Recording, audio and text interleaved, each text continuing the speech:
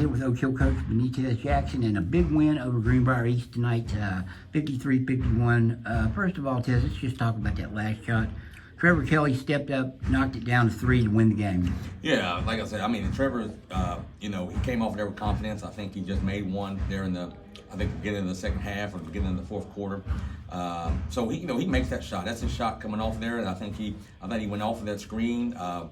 He came up like he wanted the ball, and he shot it with confidence, and that's what we wanted to do. We were talking about it here. It's been a while since. You remember the last big shot like that in Oak Hill? No, I don't. It's been a while. It's been a while since we had a big shot like that.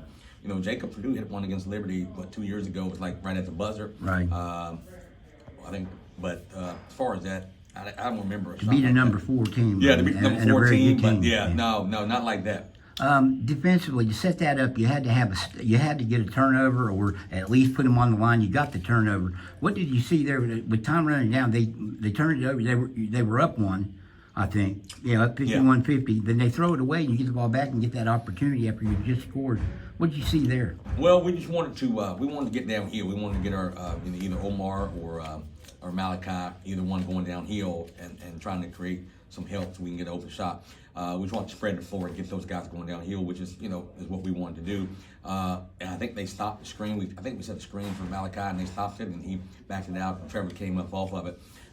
We had him down in the corner and we got to drive. So it was just trying to get one of our guards downhill and trying to maybe create help or get a layup. We wasn't opposed to tying the game up either. So, right. But we thought those guys could maybe get downhill if we could get a switch or at least create some help where we can get an open shot. What happened on their turnover though? Well, I mean, on that situation, was that something you did defensively, or did they throw it away? I think they just threw it away. We wanted to trap in the backcourt. I'm not sure we ever got to. I think we were coming to trap. Maybe they threw it away, but we got hurried. Yeah, I think they maybe got hurried.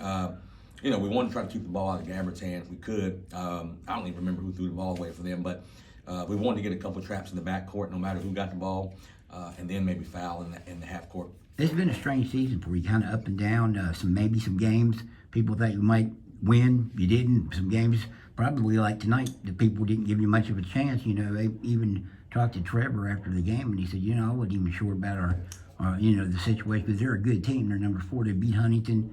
Got some nice wins. Yeah, they're a good team. It's been an up and down season. Is this what you think Oak Hill can be? Well, I think so. At the beginning of the year, me and Coach Keys, Coach Gorby, my assistants, we talked about that. We lost 7 seniors from last year. We lost a big part. A lot of our offense was built around our seniors with Jacob and Sammy.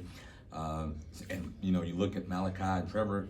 They played some last year as sophomores, but they wasn't asked to score like they are now. So we knew early on that we may struggle a little bit offensively. We got guys in new roles, but at the beginning of the year, we thought with Trevor's athleticism, Malachi's athleticism and talent, that we'd have a chance to be pretty decent. It was just, I think early on we got stagnant defensively. Offensively, I think we're moving the ball a lot better now, taking care of it a little bit more, even though we had some uncharacteristic turnovers today. I think we can be. I think we got a little bit of size. I thought Jeremiah played really, really well today. And I think our size gives us an advantage over some teams. And I wanted to talk about Jeremiah. It seemed like in the first half they didn't have anyone that could defend him. I mean, it seemed like when he got the ball inside and got a look at the basket, it was going in. Yeah, and he can do that. And I think he's gotten better every game. He kind of took over it. Yeah, and he started rough at the beginning of this year, but I think he's gotten better. Just about it, especially the last 2-3 games that he's played really well.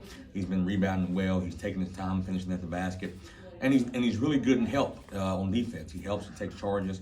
So he's been, I've been really proud of how he's been playing the last couple games. If you had known coming into this game that you wouldn't have Ethan Vargo Thomas, he was out injured on the bench, and Trevor Kelly was going to spend close to half the game in foul trouble on the bench. And it's a good thing you didn't foul out because you needed him there at the end. But if you knew those things and playing number 4.